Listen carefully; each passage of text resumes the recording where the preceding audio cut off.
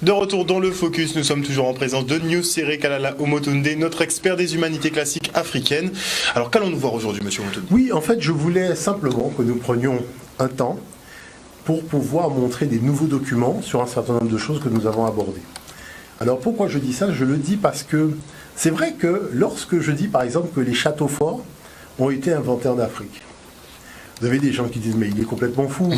Vous voyez, c'est ça qui est extraordinaire. C'est-à-dire que on a créé, je dirais, une espèce de nivellement des intelligences passant par la couleur de peau, en oubliant que l'homme est né en Afrique avec toute son intelligence et que la particularité de l'homme africain, c'est que l'homme moderne arrive en 350 000 ans et qu'il a commencé à quitter l'Afrique vers moins 60 000 ans.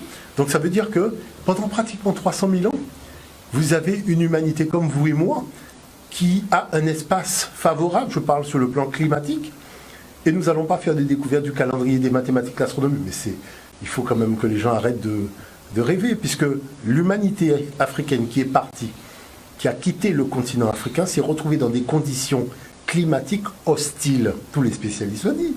Mais dans les conditions climatiques hostiles, c'est déjà se protéger du froid ou se protéger du désert, chercher à boire et à manger, se protéger des animaux, rester dans une grotte.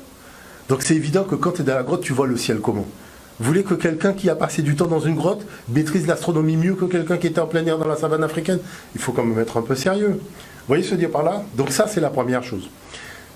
La deuxième chose, je suis très surpris de voir comment il n'y a pas une application historico-culturelle dans les thématiques abordées dans les écoles, les collèges et les lycées d'une façon générale.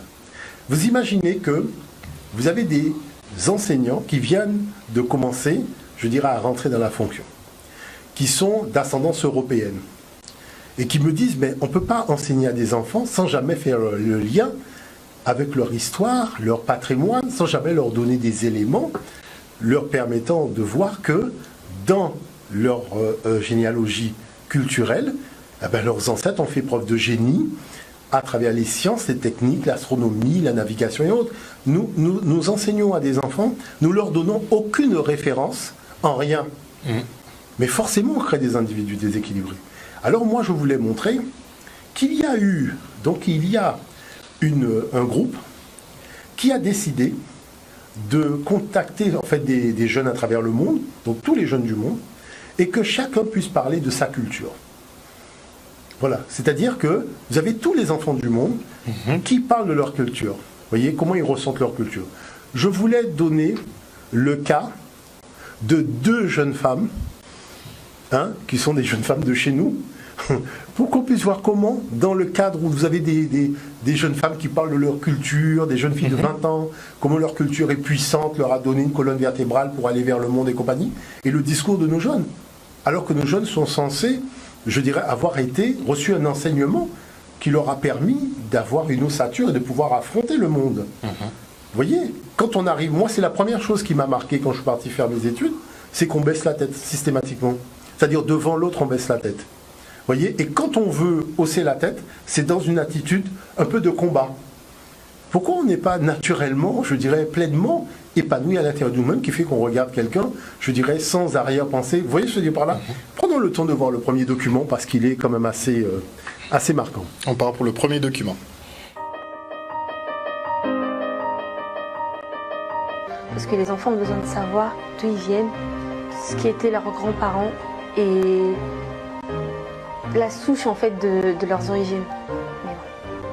En étant là-bas, on ne voit pas la différence vraiment entre le français et l'antillais. Et c'est en arrivant en France que j'ai vraiment pris conscience qu'il y a une très grande différence.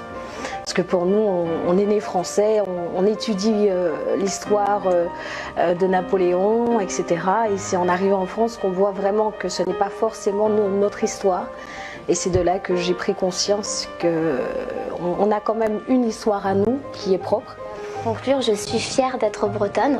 Je suis fière d'appartenir à un peuple qui est enraciné vraiment dans un pays magnifique, une région avec des paysages sublimes. Et moi, je pense qu'aujourd'hui, c'est important d'avoir conscience de ses origines, parce que c'est beaucoup plus facile de s'ouvrir comme ça aux autres communautés et de partager, et c'est très important dans la vie pour avancer et savoir d'où l'on vient, voilà, c'est important. Alors on a deux discours diamétralement opposés. Diamétralement. Une effectivement qui maîtrise entre guillemets son histoire et donc qui en est fière et qui la revendique, et l'autre qui se retrouve face à un paradoxe, Voilà, les deux elle n'a autres pas qui d'histoire. Voilà, qui soulève un problème, c'est-à-dire le problème de qui je suis en réalité. Et ce qui je suis, je dirais, moi je le vois ici, parce que, je dirais, on le découvre, c'est quand on part à la rencontre de l'autre qu'on découvre la question du qui je suis en réalité. Mais vous dites, mais attendez, j'ai fait tout ça de classe, tout ça de devoir de classe. On m'a interrogé tant de fois devant un tableau, et la question de qui je suis, quelle est... vous savez, je vais vous dire une chose qui est très simple. Dernièrement, je suis allé avec un billet de 50 € devant un établissement scolaire. Et j'ai dit aux enfants, à la sortie des cours, je donne 50 € à celui qui me donne le nom du plus grand savant de la Guadeloupe. Aucun enfant ne pouvait répondre à la question. Clairement, clairement. Il faut déjà connaître Donc, les savants guadeloupéens.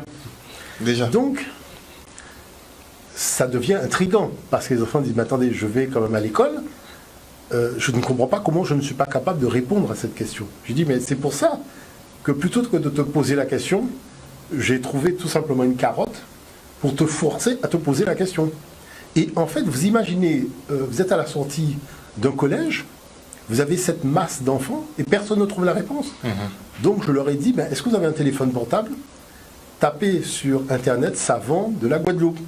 Voyez, et c'est de là qu'un garçon a dit Raoul Georges Nicolo.